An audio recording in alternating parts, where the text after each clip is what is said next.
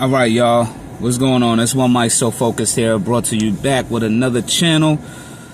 YouTube, what it do? It's got a couple of things to address. All right. So far, a lot of people have really underestimated the power of walking away. The power of walking away consists of many things. The power of walking away consists of, one, when you're just totally fed up, you've pretty much had enough of the nonsense and the bullshit in today's era, where you could be fed up to the point to where you don't want to be bothered, or you just basically give up on certain things or certain situations where you just notice that the pursuit is not worth it.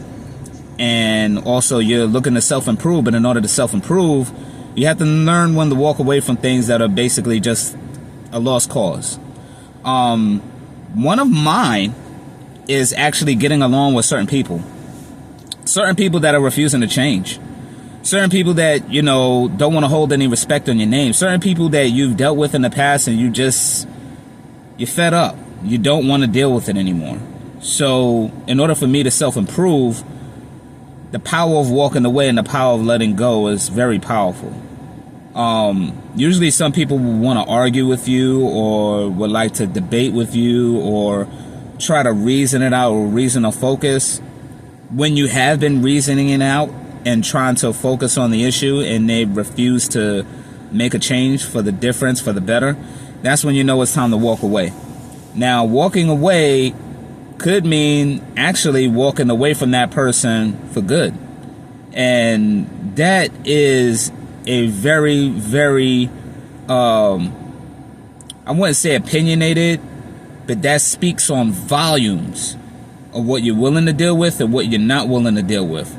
Certain people take it as a joke when you're trying to make change or when you're trying to make a difference. So the best thing to do is, if they don't take you seriously, is to just leave them alone.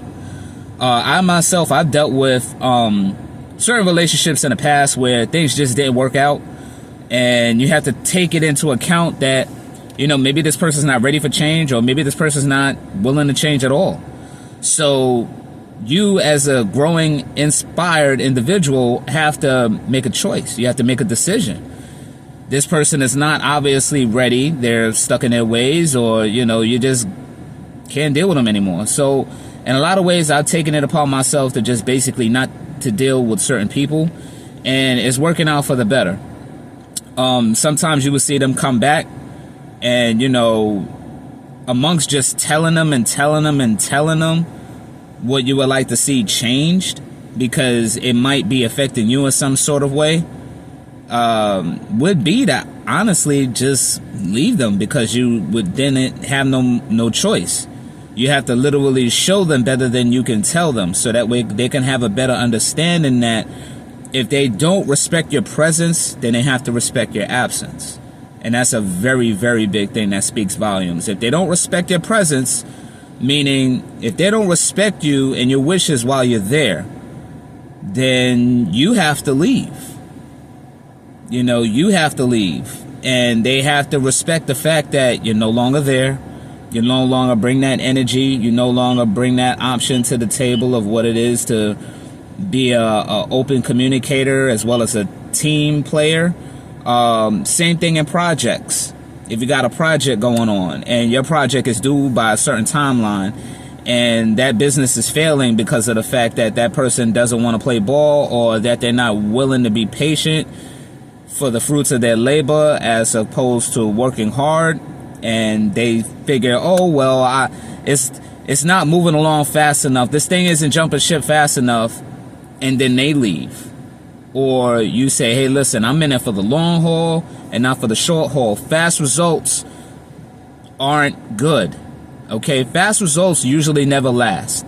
When you're in it for the long run, the longer that person is there and they just keep trying and they just keep trying, eventually that persistence pays off through their failure. So as long as they learn from that failure and prosper from that failure, they could obviously learn from their mistakes. And we all are not perfect. We all have to learn from our mistakes. We all have to learn about certain people we should have never fucked with in the past. future tense, you can learn how to spot those red flags. That is where the greatness comes in. So when it comes down to people like that, or people that don't believe in your process, because with every process, it's not a slow progress. As long as you're learning and you're thriving and you're persistent at what you do, then, you know, it's obvious that you obviously have to leave that person alone, and that they're not good for you, and that you want to do the right thing. You want to do what's good for you and your best interest for that and the team. And if that person is not willing to see through that sacrifice, then you got to let them go. Okay? And that's all I'm going to say. Okay? All right. So there's one mic, so focus, saying stay prayed up, still continue to be persistent. Don't mind the bullshit. They're just small potatoes. And always keep striving for wellness and greatness, and most of all, happiness and prosperity. All right? Stay prayed up. All praises be to the Most High. I love y'all. Y'all be good. And I'm coming through with some next shit. I got some other good content creators, and I'm actually going to have a couple of guests on our show. And I appreciate y'all. Thank you. It's one myself focus, and y'all be good out there. All right? Stay away from the bullshit. Stay out of trouble. And most of all, stay prayed up. Peace.